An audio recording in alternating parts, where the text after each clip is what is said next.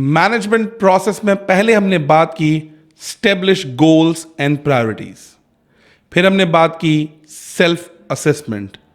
आज performance management process में बात करेंगे पॉइंट नंबर 3 पे, फाइनलाइज परफॉर्मेंस रिव्यूज।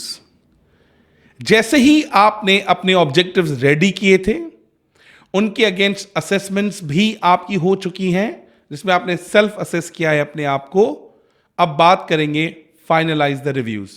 रिव्यूज से पहले मैं आपको बताना चाहूंगा, बहुत सारी ऑर्गेनाइजेशन में क्वार्टरली रिव्यूज होते हैं, और जो सेल्स प्रो ऑर्गेनाइजेशंस हैं उसमें तो मंथली रिव्यूज हो जाते हैं, क्योंकि सेल्स के नंबर्स, सप्लाई चेन के नंबर्स आपको 5 या 10 तारीख तक आपको सामने नजर आ जाते हैं, क्योंकि उनका सैलरी स्ट्रक्चर भी 60-40, 70-30, 80-20 होता है, वेरिएबल पार्ट और फिक्स पार्ट।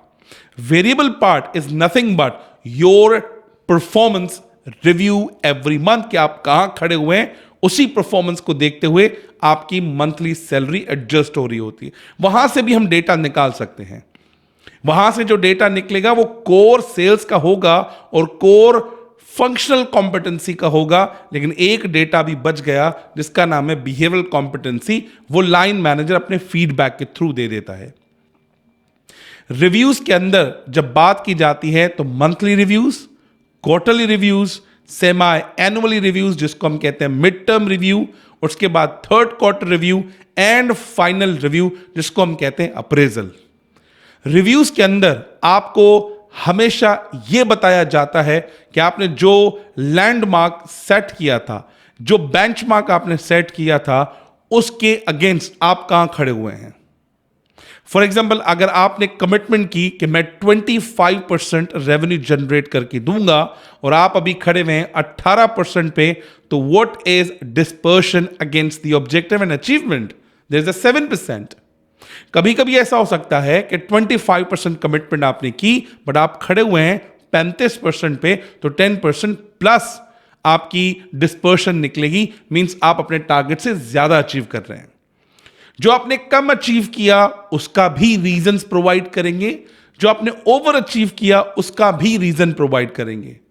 मेरे जैसा बॉस होगा तो आपसे पूछेगा, आप मुझे कहानियां मत सुनाएं, आप सिर्फ मुझे बता दें जो आपका अभी पेंडिंग स्कोर चल रहा है वो पॉजिटिव कैसे होगा।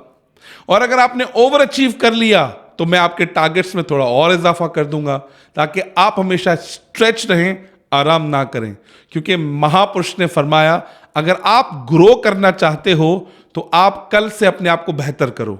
कल से बेहतर का मतलब हमेशा जितना काम दिया जाए उससे ज्यादा करो, क्योंकि उससे जब आपका बॉस अप्रेजल लिख रहा होगा तो उसके हाथ नहीं कांपेंगे।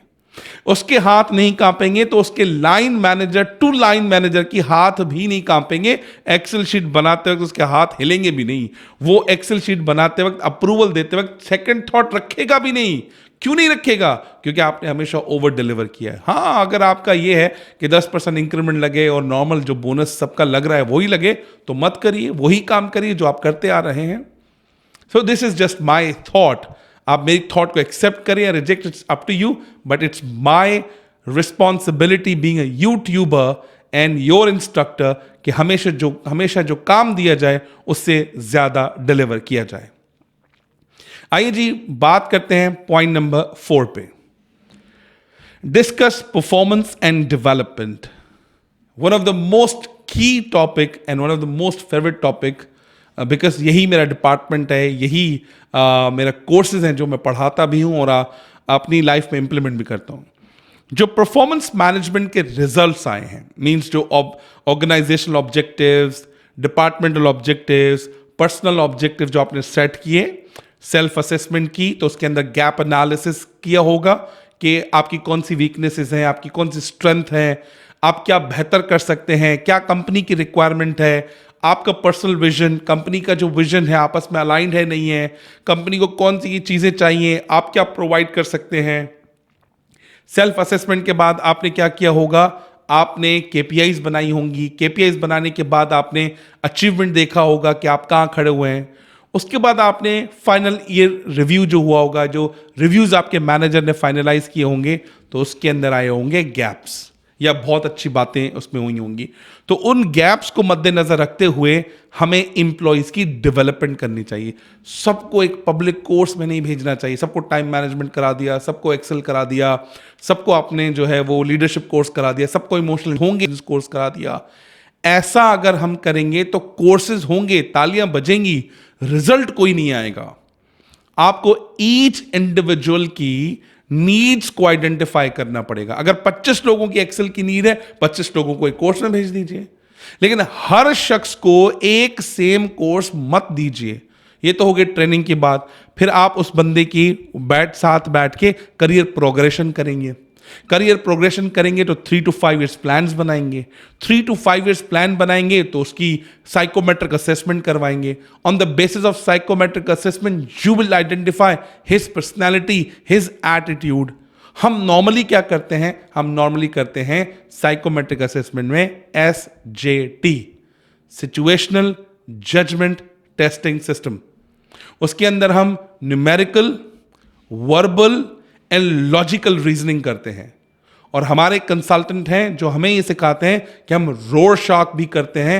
उस रोरशाक के थ्रू हम लोगों की इंस्टिंक्ट और जो बातें और लिमिट करता है अपने आप को, उसको एक्सपोज करने के लिए। फिर उसके बाद 1-to-1 इंटरव्यूज भी करते हैं। 1-to-1 इंटरव्यूज करने के बाद हमें लोगों की जो एक्चुअल नीड्स एंड रिक्वायरमेंट्स हैं वो भी पता चल जाती हैं। लीडरशिप एक्टिविटीज करते हैं, सिनेरियो बेस्ड लर्निंग करते हैं, जिसमें हम उनके डेवलपमेंट प्लान्स उनकी लेवल के हिसाब से कस्टमाइज प्लान्स बनाते हैं। जब ये सारी चीजें होती हैं तो होता क्या है कि employ development plan and journey start होती है। 5वां स्टेप जो मैं आपसे डिस्कस करने लगा हूं उसका नाम है coaching, feedback and recognition and reprimand. जब ये सारा प्रोसेस आप खत्म कर लेंगे तो आपका टाइम स्टार्ट होता है कि आप अपने एम्प्लॉयज को इंडिविजुअली कोच करें। इंडिविजुअली कोचिंग के अंदर बहुत सारे मेथड्स इस्तेमाल होते हैं। मैं 2 मेथड्स इस्तेमाल करता हूं। पहले मेथड का नाम है ग्रो कोचिंग मॉडल और दूसरे का नाम है positive coaching model.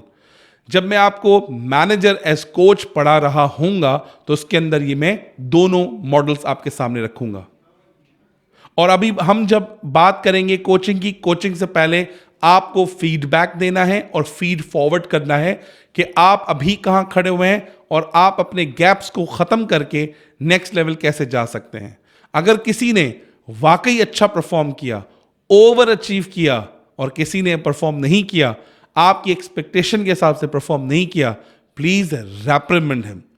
रेप्रिमेंड is also one of the greatest form of feedback. लेकिन टोन, तरीका, method, body language should be a professional. उम्मीद करता हूं कि आपको परफॉर्मेंस मैनेजमेंट के इन 5 प्रोसेस में से एक जबरदस्त किस्म की लर्निंग हुई होगी और ये लर्निंग्स आप अपने एग्जाम्स में या प्रोफेशनल हैं तो आप अपनी ऑर्गेनाइजेशन में इस्तेमाल करेंगे।